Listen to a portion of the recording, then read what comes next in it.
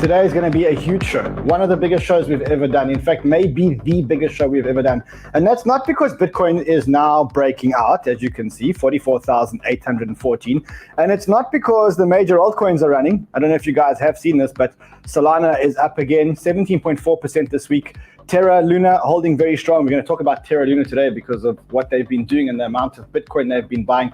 They've got a serious plan, and we're going to talk to some of the biggest giga-chads in the industry about this plan. And today, it's Friday. And on Fridays, it's our big banter show. And today's big banter show is probably going to be, I don't know, what the biggest banter show we've ever done?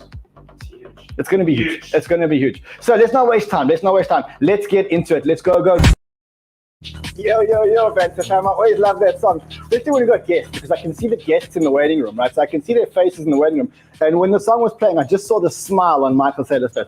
I saw you smiling, thinking, what is this song about? Welcome, my friend. Welcome back. You guys are crazy. We definitely are crazy. I don't know if you remember, but the last time I interviewed you, we had a power cut. We live in South Africa, and we were having power cuts in Africa. And in the middle of the stream, we had a power cut. I don't know if you remember that. That was about a year ago. Well, don't run out of power. All righty, guys. So welcome back. As you know, I'm Crypto Man Run. Today is Friday. On Fridays, we banter. I think today is going to be one of the biggest banters ever. We've got Michael Saylor here. We've got two other massive guests here today. And it's on a day where Bitcoin is breaking out again. And I've got almost a guarantee that it's going to hit 45,000 during the stream. I know for a fact, if not, Mark Yusko is going to buy it up to 45,000 live right here on the stream. He's given us a written undertaking that if Bitcoin doesn't hit 45,000 during the stream, he will market buy it up to 45,000. We may even talk about alts. So let's get straight into it. Let's not waste any more time. If you're new to the channel, subscribe to the channel, the fastest growing channel in crypto, the one with the most loyal crypto community in the world. Yeah, that's you guys. If you are here and you want to get this content out there, just smash the like button. That's all we ask for. We work hard every single day bringing you the best crypto content, the biggest guests, and all we ask you to do is just smash the like button. That is it. Alrighty, let's go. We've got our friends here from all corners of the world. We've got Mark Yusko. Welcome back, my friend. Long time no see. Oh, great to be with you. Always fun.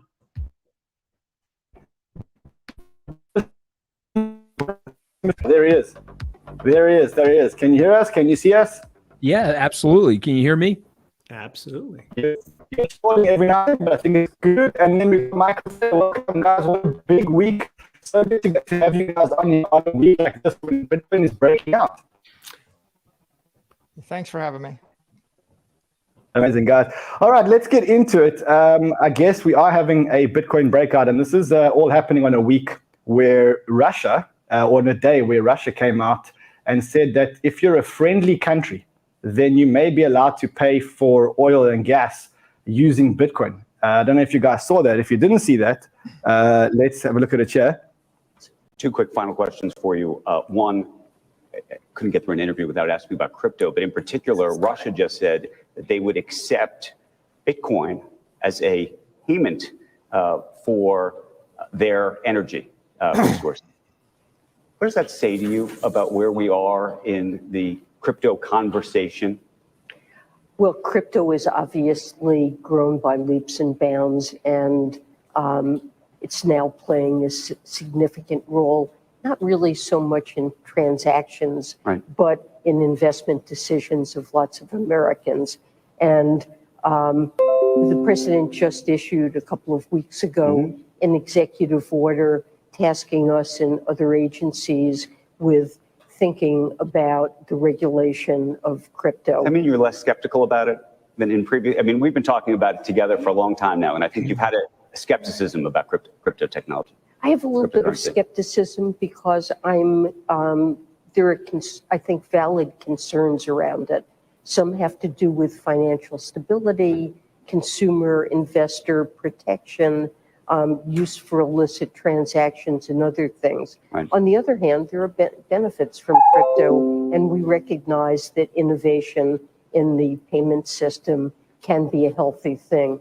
We would like to come out eventually with recommendations that will create a regulatory environment in which healthy innovation And then can. finally, All right, so is this a change in tune by the US and Janet Yellen, and particularly after the executive order? Because I recall that before the executive order, we would never get this kind of talk. I think it's an iconic 97 seconds, actually. I mean, it's very emblematic of what's been going on over the past few years. I mean, if I were to parse the real significant high points of that, you have Andrew, who represents mainstream media, stating, I can't get through an interview without talking about this. Roll the clock back 2 or 3 years ago. I don't think that was true. So that's the mainstream media embracing the Reformation.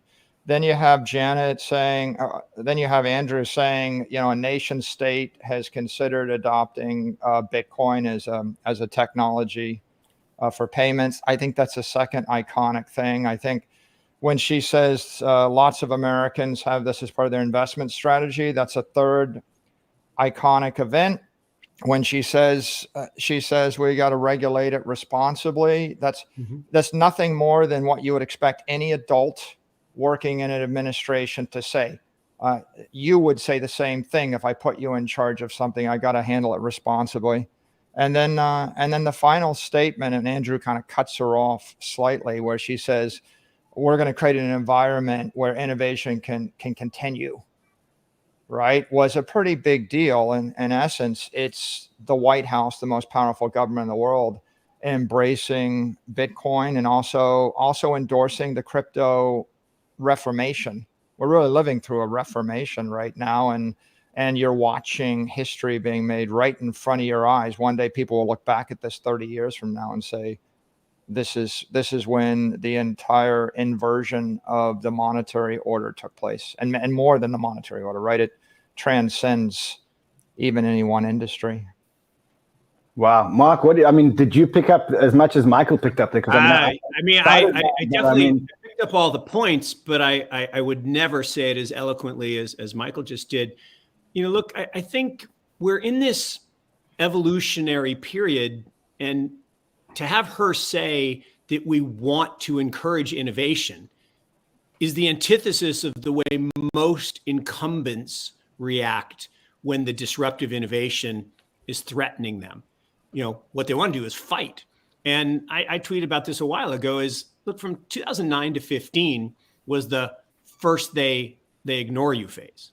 It's just a bunch of nerds and geeks and we don't care, right? Then the second phase, 15 to kind of 21 last year, was then they laugh at you. Oh, you guys are so stupid. Like, what is this? Then it's, we fight you. And that was the end of last year through this year. It was all about the fight. We're going to regulate, and Gensler's out there and all this stuff. And the fight, what she just said, I agree, is iconic 97 seconds, was much more productive in that we all want rules, right? Our kids want rules. We want boundaries. We want to know responsible regulation. Almost an oxymoron. No, I'm just kidding around. But actually, that's the goal. So I do think so much of it is really important that you can have a face-to-face chat that isn't bashing the disruptor, that isn't bashing the idea of innovation and progress. I think it's fantastic. Is this because of the Biden executive order? Because I think that for me, the turning point was the executive order. I don't recall any talk like this before the executive order. And now we're after the executive order. In the executive order, they acknowledge that 1 in 4 households in the United States have crypto. I think they acknowledge that they want to be world leaders. Is this a turning point, Mooch? Is this one of the, do you think the executive order was a turning point? So you guys know that I have my 11-day PhD in Washington scumbaggery, right? You guys know that, right? No, I didn't know that. Yeah, they handed me an honorary doctorate, so I know how they operate. We used to talk about fortnights. Now we talk about mooches. Right, exactly. So let me just say this to you. Follow the money, okay? Because there is a water wall of money entering Washington from the different associations and lobbying groups I'll make a prediction on your show that the 2024 final two presidential candidates will be pro-crypto, pro-blockchain. Follow the money. Second thing I'll say to you guys is that they got the life scared out of them during that infrastructure bill. Michael and I actually talked about this a few months back. The pro-Bitcoiners or crypto were trying to put in pro language. The anti ones were trying to put in anti language, like probably the stupidest politician in the world, Elisabeth Warren. They were putting that in, right? And then all of a sudden, everyone got freaked out because you have 73 million people that own the stuff. And you know what that is, guys? It's a decentralized lobbying organization. You guys know what DAOs are. This is a DLO, decentralized lobbying organization. 73 million people descending on these people, calling them. That's how Washington works. So anyway, that's my 2 cents. So I think go ahead. Did I mention in a moment of Tourette's syndrome that Elisabeth Warren is the stupidest politician that I've ever met in my life? I think I did, right? Mr. Levin, let's consider one of Putin's cronies who already has $1 billion or so in crypto that he wants to hide from the governments that are enforcing sanctions on oligarchs. Now, can this oligarch make it harder to trace his money if he hops from one blockchain to another, if he deposits those tokens into a couple of wallets that don't require him to provide identifying information, and if he uses a mixing service that launders his money with other people's money?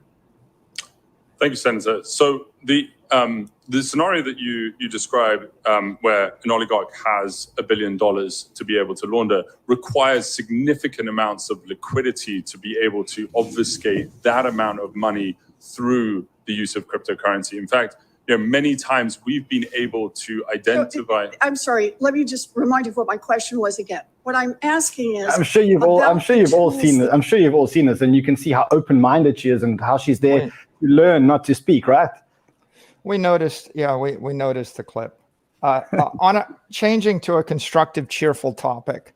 I think if you roll the clock back to the entry of the Biden administration, the seminal events in the industry were Biden being elected. Biden has been very constructive with regard to innovation. If you look at the financial regulators that came in with the Biden administration, including Janet Yellen and Gary Gensler and the like, they're very informed, very constructive. If you actually, you could say this was a surprise, but if you looked at the written testimony that Janet Yellen gave while she was being vetted by Congress, while they were deciding on her appointment, she said pretty much the same words that she just said to Andrew in that 1 minute clip. She said, we need to responsibly regulate it, and this is a force for innovation and good and progress. And I think Gensler has said the same thing, and I think the other administrators, the other regulators have said the same thing. So I agree. I agree with the observation. Last week was a massive milestone. But if you were surprised by last week, you weren't paying attention for the past year and a half, because all of the indicators that the political system, the White House, Congress, and the Senate are pro-crypto and pro-Bitcoin in specific. All of those things have been there since the election. And I'd say what we saw last week was the President of the United States directing 18 government agencies to figure out how to embrace this new revolution, and reminding everybody that there are 40 million Americans that are pro-crypto and pro-Bitcoin, and there's nobody anti, right? So the only, even in the Senate, Elisabeth Warren doesn't represent her own party or the opposition party view, right? Mm-hmm. She is sort of a party of one. Yeah, but she's not the only one. You got Brad Sherman. He's another one that wears that cap, and there are many others. In fact, I think I saw someone taking on Nayib Bukele on Twitter with this new Senate bill, right? So there is some opposition to it. You're acting like a media person. You're just kind of picking at us to try to create controversy. In fact, there's no controversy. The majority of Congress likes what's happening. The majority of the Senate is supportive of Bitcoin. The majority of regulators in the White House are in support of Bitcoin. The majority of regulators everywhere in the world are supportive of Bitcoin. And if what you want to do is use it as digital property, there's not even any controversy. But you have to dig for the controversy. And if you push hard enough, like they won't let me transfer it secretly without paying taxes on it, and I'm really angry about that, you can find some controversy.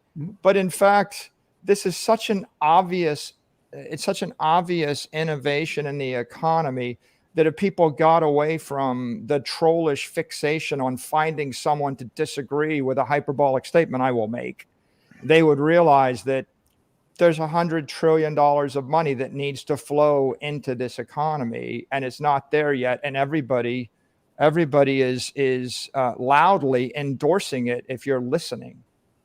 Yeah, I would only add, and again, I don't disagree at all. I actually completely agree. I would add just one little twist, which is there is a constituency that doesn't like it, and that's the major financial institutions.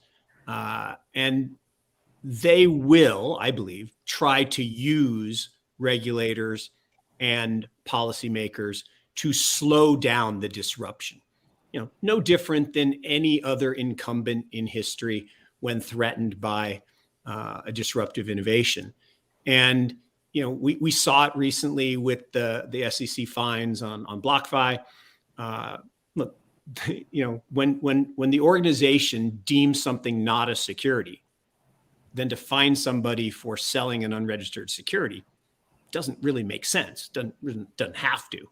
It's an attempt to slow the draining of deposits from the legacy banking system. I think that's a big issue. I think we could all agree that there's natural resistance to extraordinary disruptive change in the human civilization, and there always has been, right? Whether it's electricity or fire or explosives or internet technology or television or music. These kids are listening to crazy stuff on records. There's always that. But if we take a snapshot 3 years ago versus today you have the CEO of Goldman Sachs, the CEO of JP Morgan. You just had Larry Fink yesterday saying this is an idea whose time has come. You've got this rippling effect through all the big money managers, all the hedge funds, all the bulge bracket. 2 years ago, Merrill Lynch didn't, when I started buying Bitcoin, I called Merrill Lynch. They're like, well, we can buy you some gold. We can't buy Bitcoin.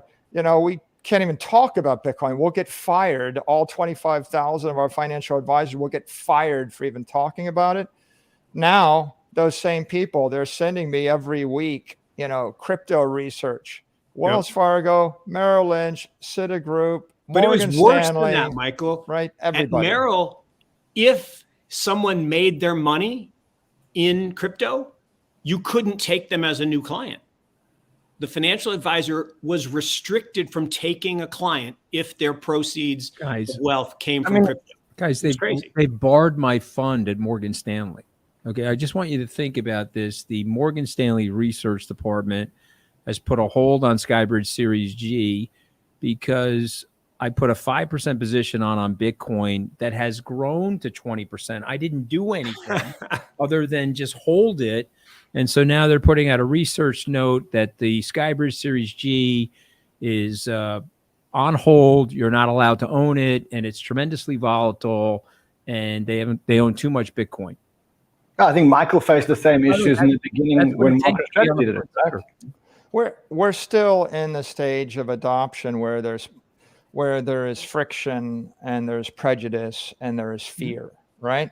There is. So I think we can all agree that there's still that, but the indicia, right? The indicia of institutional adoption and the likelihood that the institution and the establishment embrace this has never been clearer than it is today.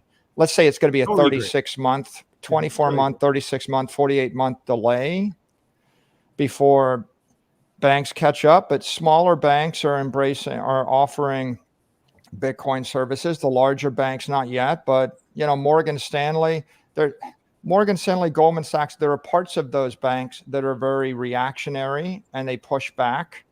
And on the other hand, another part of Morgan Stanley ends up owning $500 million worth of my stock, right? At the same time that the part of Morgan Stanley doesn't want anybody to buy your fund. And so these are, these are not monolithic conglomerates, right? These tend to be massive organizations with 100 different divisions, each of them making independent decisions. And you got to figure month by month, we win over a new individual, a new leader, a new executive division every month, and that'll continue for the decade, I guess. From 2022 to 2030, I think that's how long it takes for a lot of these major financial institutions to rewire their thinking and their plumbing and their risk controls. And what about? By the way, we could complain about that, or we could revel in it. The good fortune there is, if everybody completely rationally embraced this thing, Bitcoin would cost you $3 million a coin, and you would lose, the next 20x opportunity for you. So you almost don't want them to figure it out too fast, because otherwise you're the stupid money. I'd rather be the smart money and wait for the stupid money to learn over the course of 5 to 10 years, because we need someone to be buying this stuff when it hits $5 million a coin, Anthony. Right? What about countries?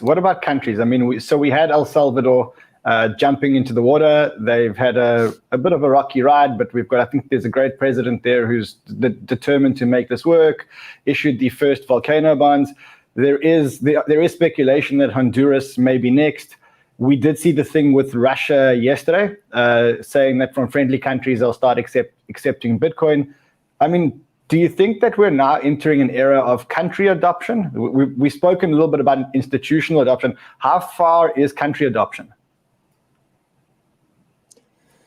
I think the sovereign wealth funds will come first. I mean, the first adoption will be any sovereign wealth fund like, UAE or Saudi Arabia or Norway or Switzerland that would hold big tech stocks.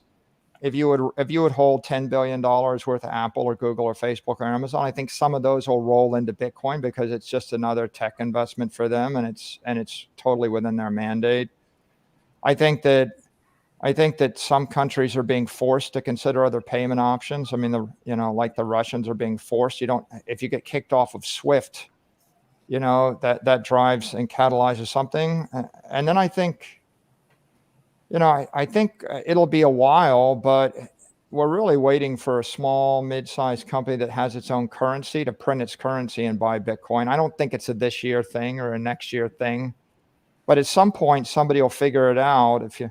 If you're selling $50 billion worth of commodities or exports every year, and you're using the dollar as your treasury reserve asset, you're propping up $100 trillion currency that's inflating at 10, 15, 20% a year.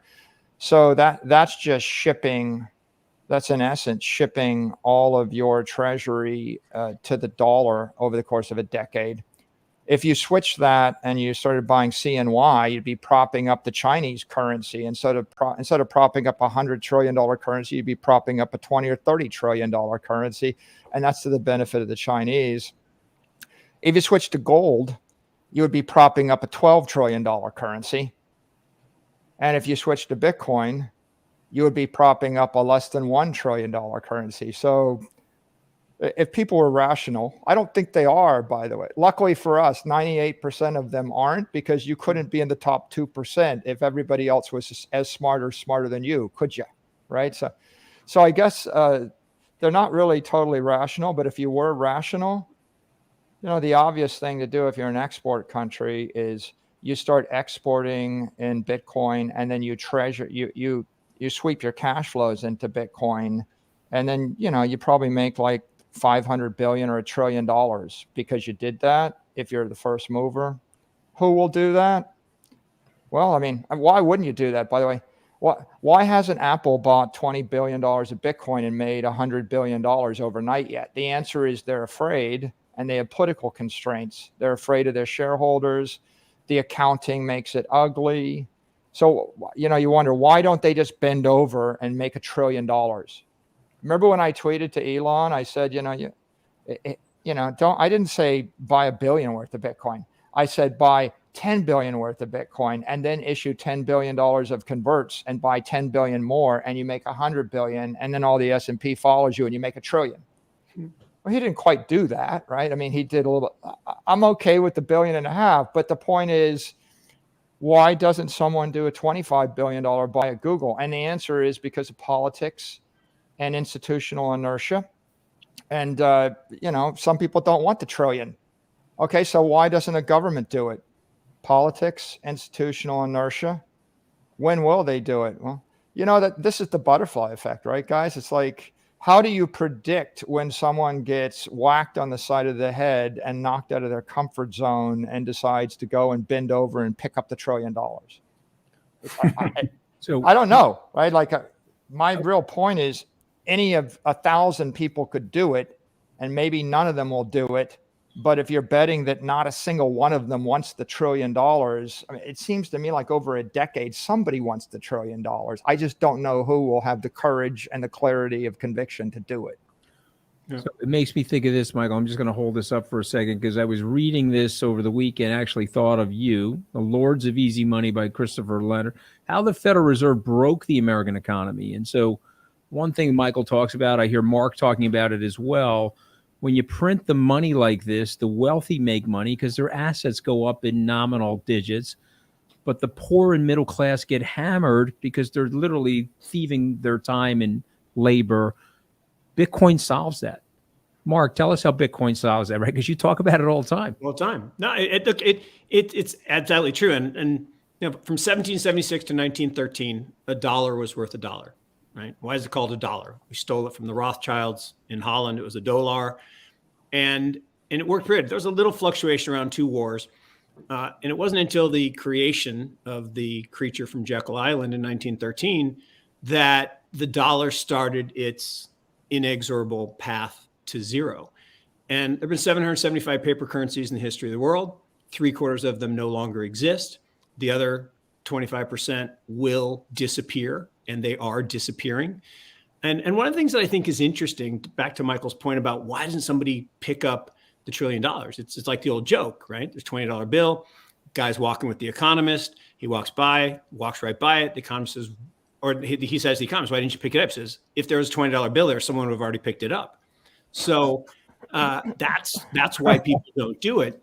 And to Anthony's question, why is this so important?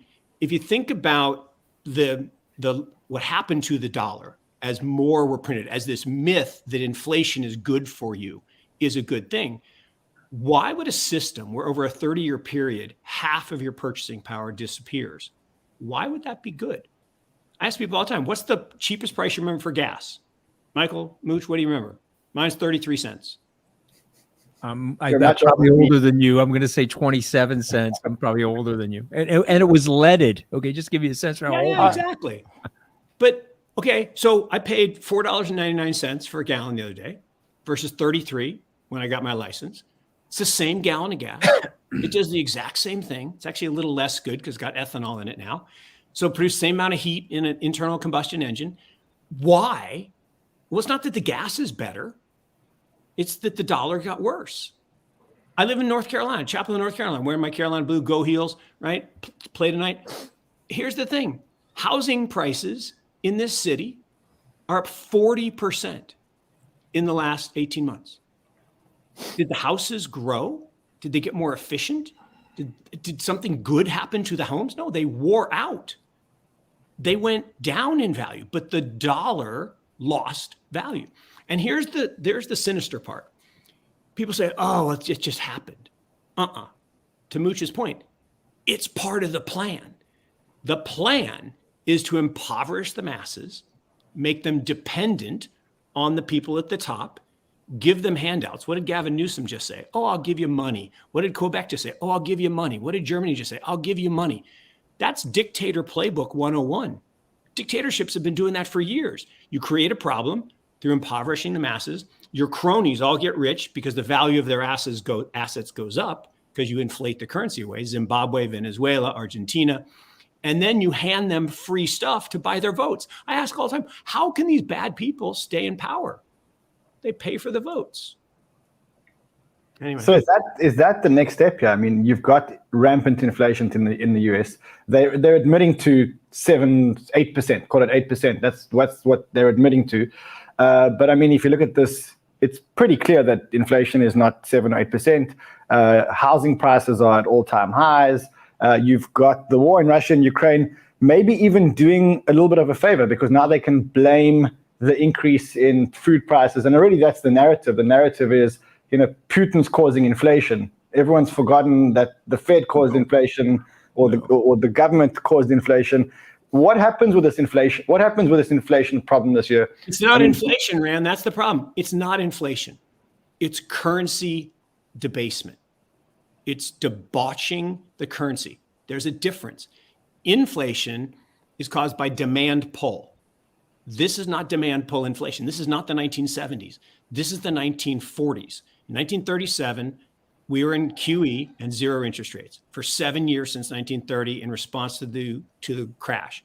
And in 1937, the Fed tried to raise rates from 0 to 25 basis points and turned a garden variety recession into the Great Depression.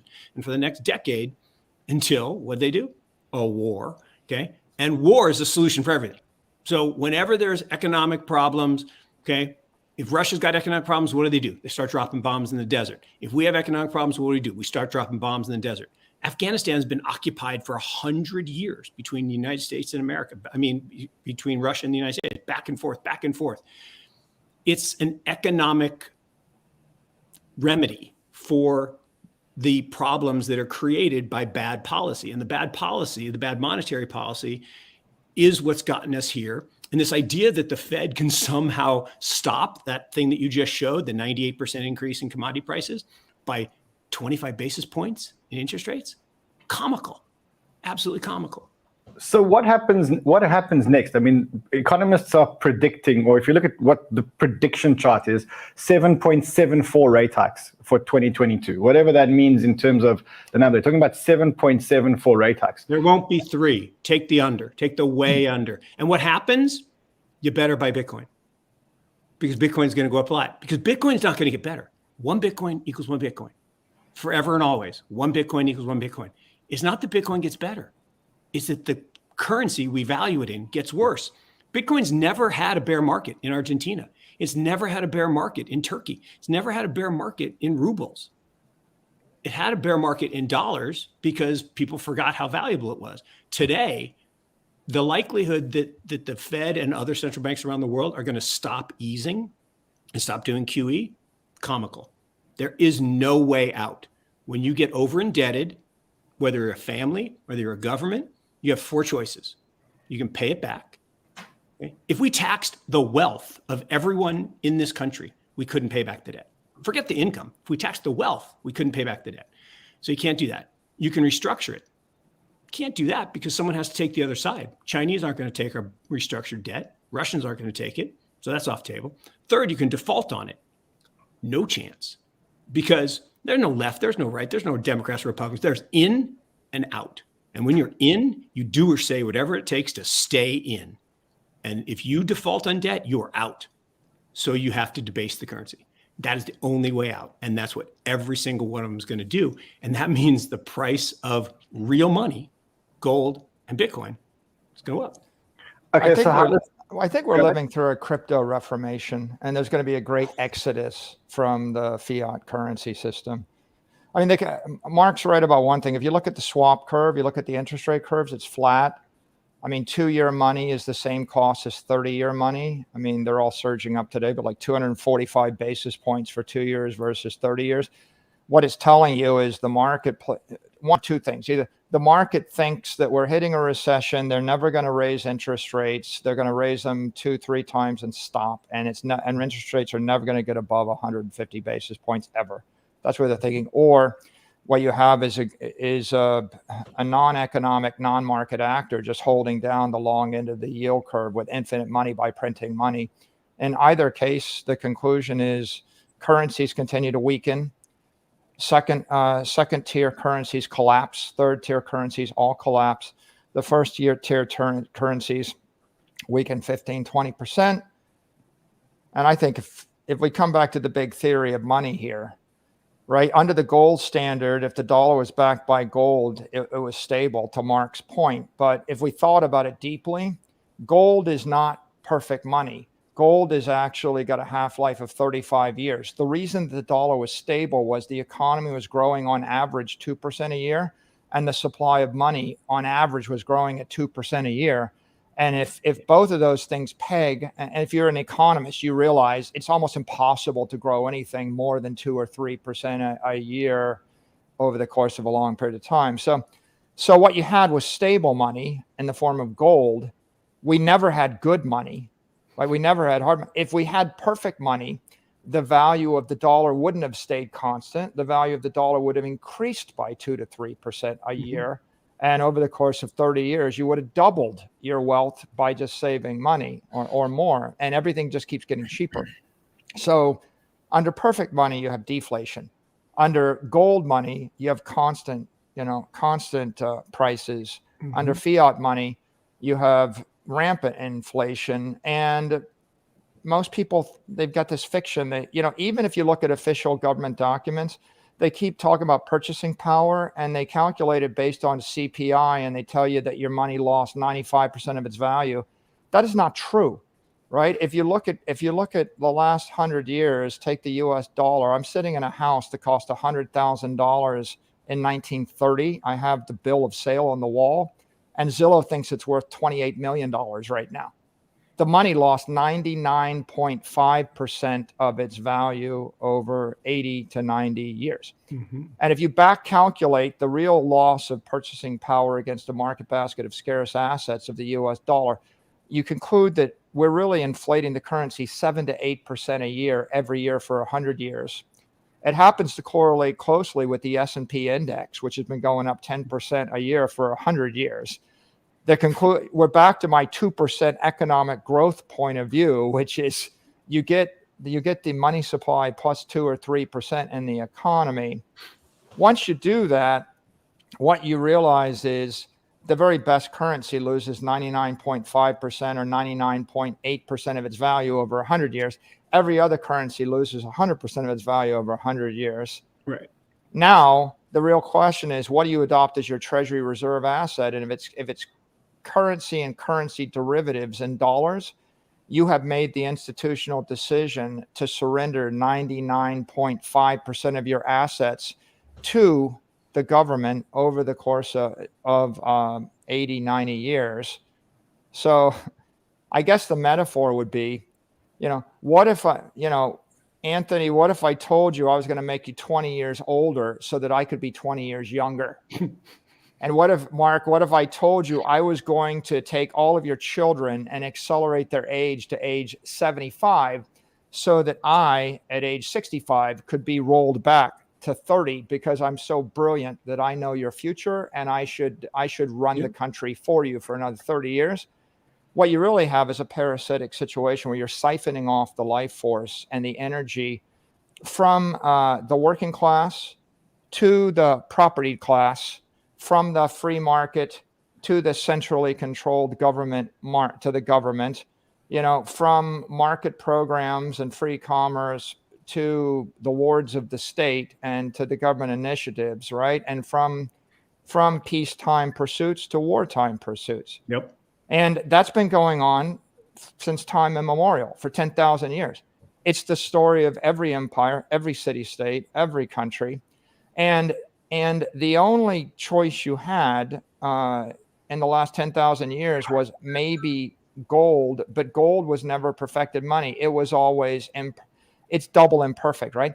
It's losing 2% of its value a year and also is getting debased by whoever controls the mint. And it's also getting seized. So gold is like triple imperfect money. We didn't have anything that looked like theoretically perfect money until January 3rd, 2009. And then it took about 10 years of beating on it to determine that it wasn't going to crumple under some kind of engineering mistake. And so now here you are in the year 2022, and reasonable, intelligent people have concluded that this is engineered perfect money, that's like 2, 3, 4% of the marketplace. 97% of the people don't even know what money means. And if you don't know what money is, then you couldn't actually go on a search for engineered perfect money. And if you look at the Russians and the Chinese, they've all been hit with a 2x4 in the head. And they've been invited to consider whether or not a Treasury reserve strategy of holding fiat currency and credit derivatives is in fact perfect money. And now they know it isn't perfect. And they either have to look back to the 19th century and gold, which was the best idea for 10,000 years, but a crappy idea that failed 5,000 times. Or, and we know why, because it's centralized and you can debase it. Or you roll forward to the 21st century and you ask, is there a better idea? And Bitcoin is the better idea, wrapped in all the crypto technology that comes with. So what's going to happen, right? Intelligent people are going to watch YouTube and they're going to realize that the currency has a half-life, right? The US dollar had a half-life of 10 years. And now it has a half-life of 5 years. Mm-hmm. And every other currency has a half-life of 3 years. Gold has a half-life of 30 years. Bitcoin has a half-life of forever, infinite, forever.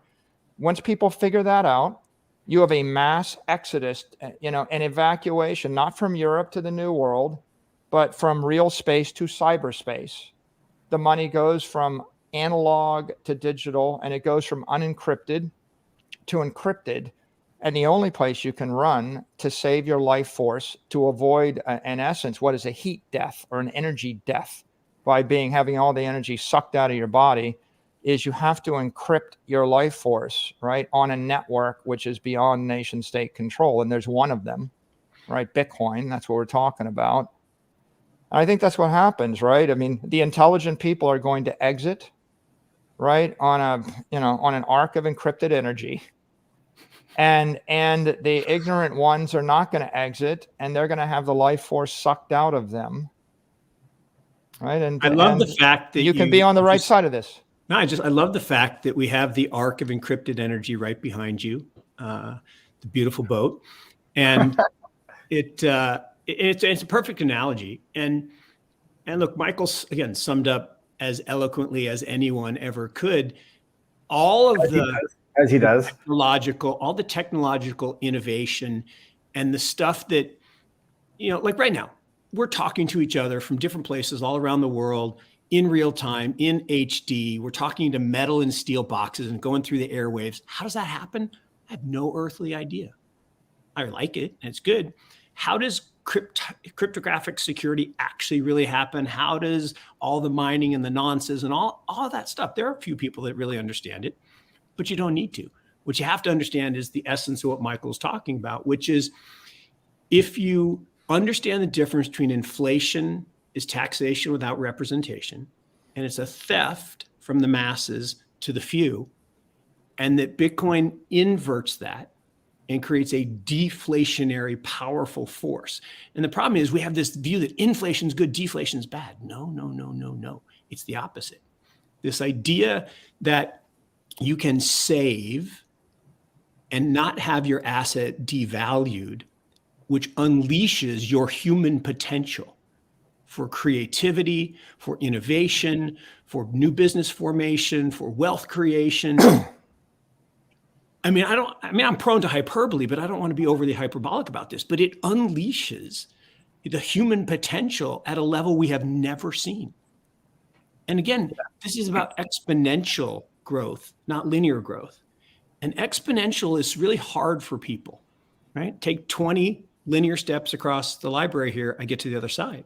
Take 20 exponential steps, I get to high five you guys in Cape Town twice. You go around the world twice. Anyone listening, fold a piece of paper. I defy you to fold a normal sheet of paper 7 times. Can't do it. If you could fold it 20 times, it'd be as high as your house. 30 times, the atmosphere. 50 times, the sun. 100 times, the known universe. So to Mark's point, right, what's the ratio between half-life of infinity divided by 35 years? How much better is Bitcoin infinity versus 35 years of gold? Mooch, what do you think? Well, first of all, I want to, and I said this before we got into the show, that I owed the two of you a debt of gratitude for sharing all this information, because the both of you got into Bitcoin ahead of me, but I was following and studying you guys very carefully, and it gave me my Eureka moment. And I tell people, Bill, what was your Eureka moment? It was when Michael Saylor explained to me that Bitcoin was attacked 8,500 times by different competitors and withstood the test of time over the 10 or 12 years. I don't know if you remember that conversation, Michael, but we did it on Assault Talk. Yeah. I turned to my team and said, okay, we are not long enough of this stuff. We have to. And by the way, Anthony, you're still not long enough. I know that. But here, this is the question I had for both of you. Not only am I not long enough, but I'm up against the institutional forces of the granny state. Okay, let me tell you what the granny state is. Granny state is the Warren Buffett, Charlie Munger, old fogey state, where I've got a lot of clients that are listening to it being rat poison squared, worst thing that's ever happened to the civilization. And so I'm in a constant battle with that, guys. And so my question back to you guys is like, what do you say to the propeller head ignoramus at Morgan Stanley, who is doing the due diligence on my fund that blocks people from getting into my fund because it has 20% exposure to Bitcoin? And Michael's right, maybe it should have 60. But by the way, Michael, you and I both know my fund's going to have 60% exposure to Bitcoin with me not doing anything. Exactly. Because Bitcoin's going to go from 45 to 200,000. So Bitcoin's going to fix you, right? Bitcoin fixes everything you plug it into. No, I understand that. But my point is, what do you say? Because, this show's awesome. There's 7,000 or 8,000 people watching. They all get it. But what do you say to the granny state?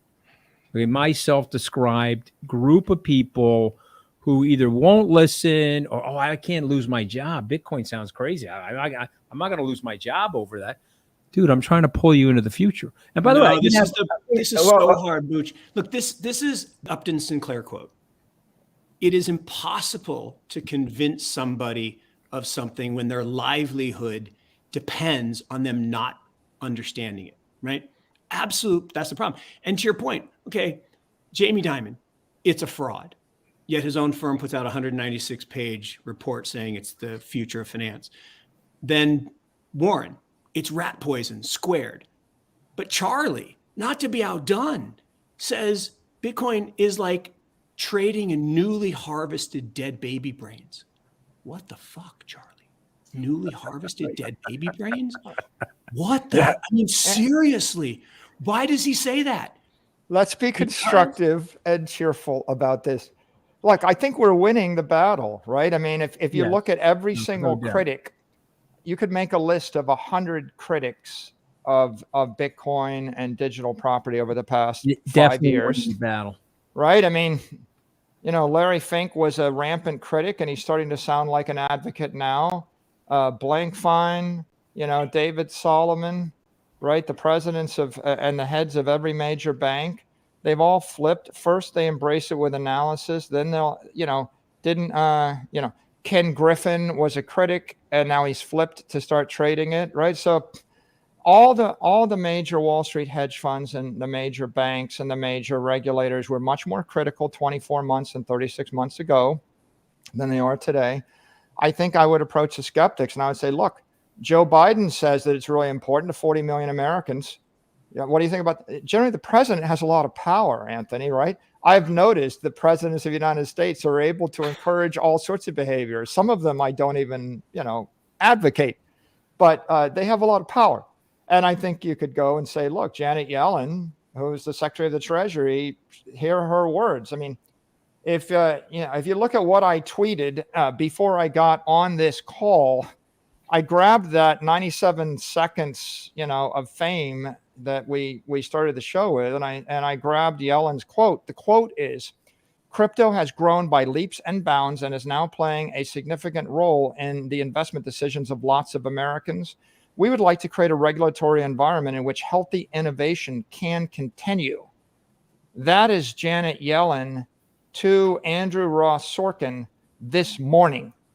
Okay, so I think you've got two sets of people. You've got the people that kind of think for themselves and they derive from first principles. They have to have a certain educational background, a certain life background, and they got to invest anywhere from 10 to 100 hours. And to those people, you say, hey, you think for yourself and you're pretty smart. Would you like to make $1 billion? If so, I need you to spend 10 to 100 hours. You know, if you're just so rich that the opportunity cost of your time is higher and you don't want to invest 100 hours to make $1 billion, then I guess you can go focus on something else. That's what I would say to them, right? And there's another group of people that don't really like to strike out on their own, and they like to follow what their leaders tell them. And that means very powerful politicians and institutional leaders and leaders in Wall Street. And to them, I would say, well, I made a list of every Wall Street leader in the past 12 months that flipped their tune. Remember when Ray Dalio said, oh, it's so good the government's going to ban it? And then you're like, but then guess what? The government said they're going to actually embrace it. Okay, there's Ray. We got him. You remember when Larry Fink said this is an index of money laundering? And then, oh, yeah, well, he said that before he said, well, it looks like it's going to change the world in his shareholder letter. You remember when Michael Saylor bought nearly $4 billion, like 3.95 something billion dollars of Bitcoin. By the way, Anthony, I am like 1,000% committed. I started with 400 million of capital and I managed to buy 4 billion in Bitcoin. I don't believe in 5% allocation or 60% allocation. I believe in 500% allocation. So the Michael Saylor dude in 2013 said, you know, it's only a matter of time before this stuff goes the way of online gambling. It's going away. The world's full of skeptics that flip their tune. You know, there would be 24 of them. In fact, if I were you, because you're more organized than me and you're a professional and I just get on Crypto Banter and I ramble. If I was you, I'd make a list of like 50 billionaires or 50 CEOs of $100 billion banks. And I would say, this is the list of people that were skeptical, and then they became supporters, enthusiasts. Yeah. By the way, Janet Yellen, I parsed the quote, but if you read the entire 97 seconds, she says, of course I was initially skeptical, but now I understand, right? Andrew Ross Sorkin. I can make a list of 100 influential, powerful, wealthy people that were skeptical, that are enthusiastic. You ought to just like serve up that list. These are all the people, you know, and then you say, you're right, you should be skeptical. They didn't become enthusiastic until they spent 10 to 100 hours. And if you're that rational thinker, you should start skeptical and then do the work. If it's worth money to you, if you have, you know, why don't certain people that are in their 80s or 90s with $100 billion, why don't they do the work? Well, the answer is no character flaw on their part. Like, you know, no offense, but when I'm 95 years old, I'm not going to be spending 500 hours trying to figure out the next telepathic form of money. I'm going to be relaxing. And if you poke me and say, what do you think about telepathic money that comes out of like fungi that we, you know, called in a DNA amplified petri dish? I'm going to be like, it sounds like something scary to me. I'm not a big fan. Mm-hmm. And then somebody will run a thing saying 95-year-old Saylor didn't endorse my telepathic money. But the point is, like, just don't poke the bear, right?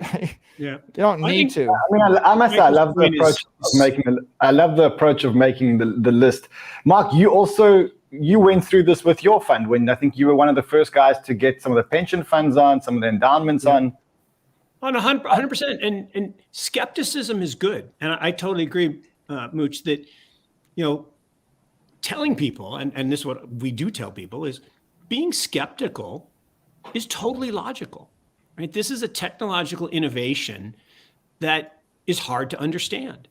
Just like the internet was hard to understand, just like the mobile net was hard to understand. The trust net is really hard to understand. It's hard to understand that every asset in the world, every stock, every bond, every currency, every commodity, every piece of art, every collectible car, every box of fine wine, everything, every private business, all $700 trillion of it is all going to be tokenized. It's all going to trade seamlessly. Okay? It's hard to understand that. But once you have the epiphany that Bitcoin is the base layer of value over internet protocol, the same way that TCP/IP is the thing that we're using right now, you have that aha moment. And look, I got introduced to this the same month as the Winklevoss twins, okay, 2013. They're multi-billionaires and I'm not. Why? Because I was skeptical. I was doing my job. I was a fiduciary, and I can't have magic internet money. And I have a good friend, right? Dan Moorhead. He took me to San Francisco, sat me down, and gave it to me on a silver platter. Said, "Here," and like Bitcoin and blockchain, like Bitcoin. I'm not running drugs on Silk Road. I'm not a cryptography student. I don't get it. I put my money in the blockchain fund. It's up 17x. Awesome. Bitcoin's up 350x. Bad for me. But in 2014, I wrote a letter to my client saying, "Hey, this is interesting. Yeah. This is interesting." Oh, I read that. I remember that letter. I mean, Mark, I do follow you around. I read that letter. I remember that letter. And I remember saying to myself, okay, I am missing this. I got to get involved. And obviously I went into the government and got my ass kicked. And then when I came back out of the government, then I said, it's time for me to do this. But here's one thing I will say to you guys. One glimmer, okay? I have a Middle Eastern endowment / pension fund. They called me, and Michael will enjoy this. They called me to fire me because of my 5% Bitcoin exposure in the fund, okay? And I said, okay, listen, you can fire me, go ahead, but I'm telling you, why don't you wait 6 months? At the end of last year, the very same guy that called me to fire me called me to thank me with the following quote, "Thank you for pulling me into the future." Yep. And once you started owning it, I started understanding it better. And now I want to make an allocation specifically to it. You see the difference? And that's what Michael's saying with that big list. Do the work. And this is why we have to push people intellectually into it, because I tell people it's like a nacho, guys. You can't own one Bitcoin. You can't take one nacho. You're going to have 15 nachos. You can't own one Bitcoin. Once you get the client to taste the nacho or the Bitcoin, they got to dig in and buy more. No, 100%. And to your point, that is the coolest thing. When you have somebody who's literally saying, "I'll fire you." Like we had people fire me. And then, by the way, a lot of people did fire me, by the way. Anthony, I think you getting fired is the best thing that ever happened to you. Oh, yeah. No, right? Yeah. Well, the president fired him. Best thing that ever happened to you. And, you know, experience is what we get when we didn't get what we wanted. And the experience is useful. But it makes you the expert on White House around here. And I will make the one point. When's the last time in your memory, maybe you know, that the president of the United States endorsed a new asset class to every government agency, noted that 40 million Americans want it, it's growing exponentially, and ordered everybody to embrace it? When was the last asset class before Bitcoin where that happened? No, so the answer to that is never. But I'm in 200 years in the history of the country, when did the president ever endorse something? Never. But I'm going to give you an analogy, which I think you guys will agree with. Okay. No regulator, no state or local government wanted Uber. But you know who wanted Uber? The people wanted Uber. And so when the president's looking at that, he's got 40 million people that already own it. It's a fait accompli. You know what I mean? And so ultimately, we're still in a society where these elected officials have to respond to the will of the people. And so, the answer is never. But I can show you things where the politicians get moved by what's going on inside the society. Guys, I have to apologize. I have to jump because I have a call to sell Bitcoin, Michael Saylor. I have an 11:15 call where I'm going to be telling somebody you got to get their butts into Anthony, Bitcoin. tell him Saylor was against it before he was for it. You told me the whole story. I remember the tweet. I remember the 2013 tweet. It came back to haunt you. Guys, this has been absolutely incredible. Thank you so much, everybody. Happy weekend, Mooch. Much love, much respect to all of you. Michael, thank you. Mark, thank you so much. It's been one of the best. Michael, great to be with you. Wow. It's never been, my job's never been easier, actually. I mean, to just sit back and listen. I felt like I was one of you guys in the stream. I think I got to watch that again. The magic that came out of that show was absolutely insane. All right, let's leave it at that. Overwhelmed, insane, amazing. Share it, send it to your friends. I know we're going to talk about altcoins, but what we'll do is we will do a weekend stream. We'll do a weekend stream where we talk about altcoins this weekend. Miles and I will come on, maybe Sheldina will come on sometime on this weekend. We'll do a weekend stream because altcoins are running. So I will see you guys sometime on the weekend. Until then, wow.